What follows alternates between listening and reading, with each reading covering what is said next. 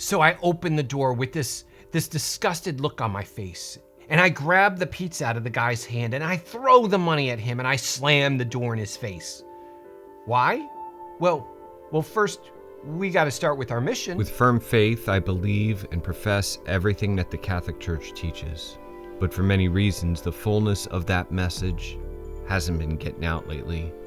What if we, together, set out to learn the faith, to live the faith, and to share this faith, like missionaries of old?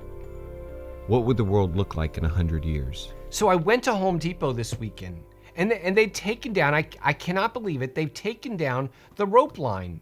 There's no bouncer at the door, there's no long wait, just like that. The churches are open and Home Depot is back to normal. Does that mean that this is over? Did the crisis pass?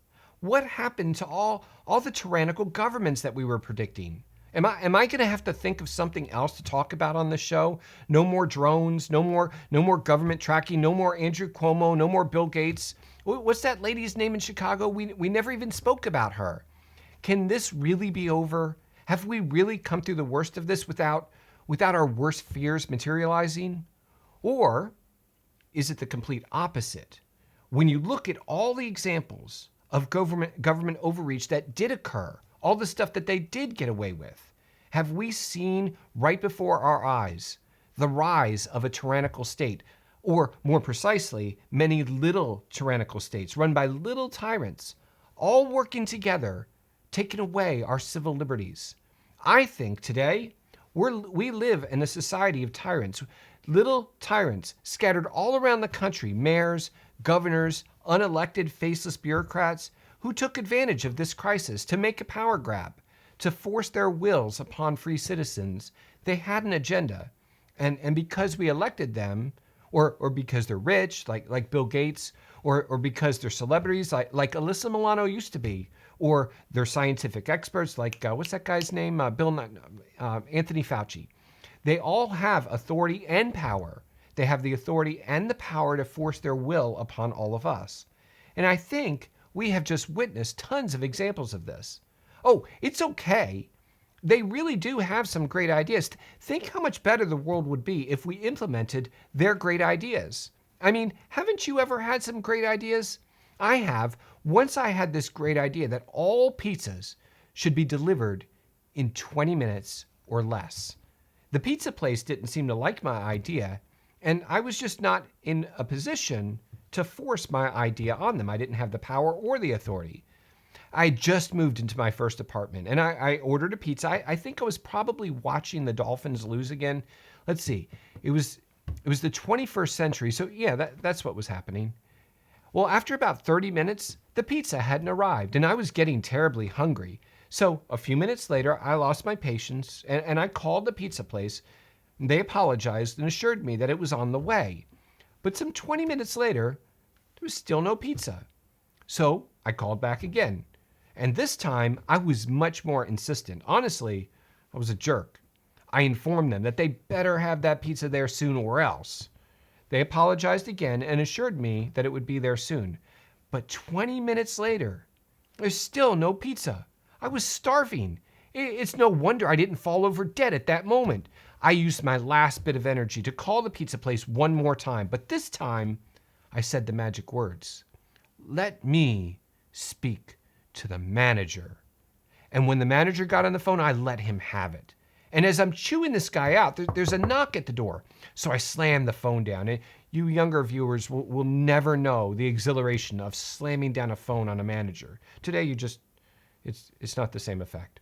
So I open the door with this disgusted look on my face, and I grab the pizza out of the guy's hand, and I throw the money at him, and I slam the door in his face. And I sat down, shoving pizza in my face, stewing over the gall. How dare they? This is my castle, 700 square feet, and it's all mine. I was king of this castle. The problem was my kingdom had no subjects, and I had no authority past that threshold. I was unable to force my will upon anyone, and the pizza place was not recognizing my legitimate authority. It was like a revolution. Now, everyone has wonderful ideas about what other people should be forced to do. And in some cases, some of these people get elected, and they go from being an annoyed person waiting on a cold, slimy pizza to a little tyrant with a certain degree of power to enact laws preventing all of their little annoyances. According to each of us, the world would be a much better place only if there was a law for this or a law for that, or a law that pizzas had to be delivered in 20 minutes or less. And I think with so many politicians, celebrities, scientific experts, that's how we've ended up living in a society plastered with so many tyrannical laws. Laws that were not necessary 100 or 200 years ago. Is there something special about humans today that we need more laws than humans did 200 years ago? Oh, I know. Technology. Every time someone invents a new device, it makes sense that we pass a law to govern that new device. And that's how law started in the first place. The first law was you can't murder people with round stones. But then after flat stones were invented, they had to make a new law that you can't murder people with flat stones. We have created an industry of lawmaking. We send our children to school to learn that all these people make laws, and all these people sign laws, and all these people judge laws. And then we sit in front of the TV each night watching all of these lawmakers argue with each other about what new laws we need to pass tomorrow. If you are unsure of which side is right, don't worry. Someone named Gallup or Harris will tell you what to think. Wait, hold on. Okay, yes. I'm being told, yes, we have breaking news.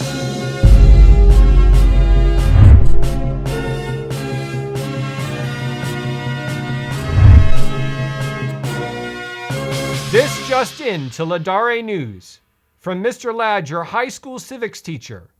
The hypothetical example that Mr. Ladd once used to teach you about civil rights, that the government cannot create a law governing the color of your shirt or socks, is no longer a valid scenario.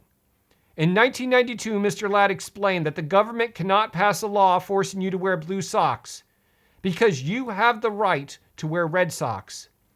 Today, Mr. Ladd has informed Laudare News that he would like to retract that hypothetical example and amend his lesson from 1992.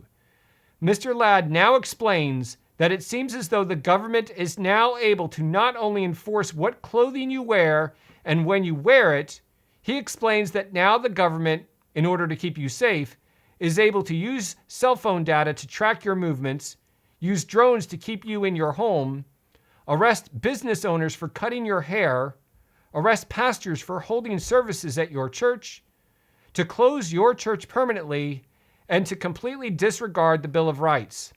Furthermore, a new government website explains that in order to keep you safe, that they will track you and remove you from your homes and separate you from your families for your own safety. When pressed for further comment, we were unable to locate Mr. Ladd. All we could find was this note nailed to his front door. It reads, "The former occupant of these premises, the teacher Ladd, is under arrest and awaiting his trial on charge of high treason against Her Imperial Majesty Jadis, Queen of Narnia, Chatelaine of Cair Paravel, Empress of the Lone Islands, etc. Also of comforting her said Majesty's enemies, harboring spies, and fraternizing with humans. Signed, Mogram, Captain of the Secret Police. Long live the Queen." Now, back to the normal stuff that we do. With the Constitution and the Bill of Rights and a government based on checks and balances, how does this type of government overreach even happen? Well, you see, without the proper virtue, wait, do you guys even know what a virtue is? Can you name at least two of them? Of the four natural or cardinal virtues, can you name at least two? Quick pop quiz, and this is for a grade. No cheating. Pause the video, go down to the comments, and see how many of the four traditional virtues that you can write. Don't look at your neighbor's comments. I'm taking off points for cheating. Go on. I'll wait. All right, pencils down. Trade papers. Here's the answers. Prudence, temperance, justice, fortitude. And without these virtues to guide our behaviors, You will have parents who are too busy on Facebook to supervise their kids, 20-year-olds who think they can slam the door in the pizza guy's face, and leaders who think they can solve all of the world's problems by passing tyrannical laws. Now, if you have ever slammed the door in a pizza guy's face, and maybe now you're thinking, hey, I need to get some of that virtue that Brad's talking about. What are they called again? It's prudence, temperance, justice, and fortitude. But here's the thing. You don't just get virtue. You don't just make a decision, oh, today I'm going to have fortitude. It's like saying, today I'm going to play the violin. I don't know how to play the violin. And saying, today I'm going to play the violin is not going to change the fact that I can't do it. In order to play the violin, I have to engage in a long-term process of practicing the violin that starts with me making a lot of noise on the violin and with a huge effort, a huge learning curve. It ends with me playing the violin. Virtues are habitual. You have to practice them. They don't just happen. Everything that I just said 100 years ago was what parents, grandparents, teachers, and preachers would teach to their children. Think back to when you were a kid and your grandmother would say, patience, patience. You've got to have patience. Aspetta, aspetta. My grandmother said it in Italian. But there was a social revolution in the last 100 years, you know, the 60s. And today, not only do parents, grandparents, teachers, and preachers not teach this to their children, most of them don't even know it themselves. Case in point. How well did you guys do on that quiz? Raise your hand if you got 100. Oh, good. That's better than I expected. But what if I would have asked you to define each one of them? I bet you wouldn't have gotten 100 then. And if you don't know what they mean, then how can you practice them? When you are not practicing virtue, you are actually practicing the opposite, vice. Well, you're familiar with the word vicious. Since we don't know what virtue is and we don't practice it, we habitually practice vice. So we are vicious. Why did I treat the pizza guy like that? Because in every other stressful situation where I should have been practicing patience, which is a sub-virtue of fortitude, I was in fact practicing impatience, and I got really good at it. My grandmother recognized that, so she would habitually say, aspetta, aspetta. Unfortunately, since I didn't speak Italian, I had no idea what she was saying. So I kept on being impatient.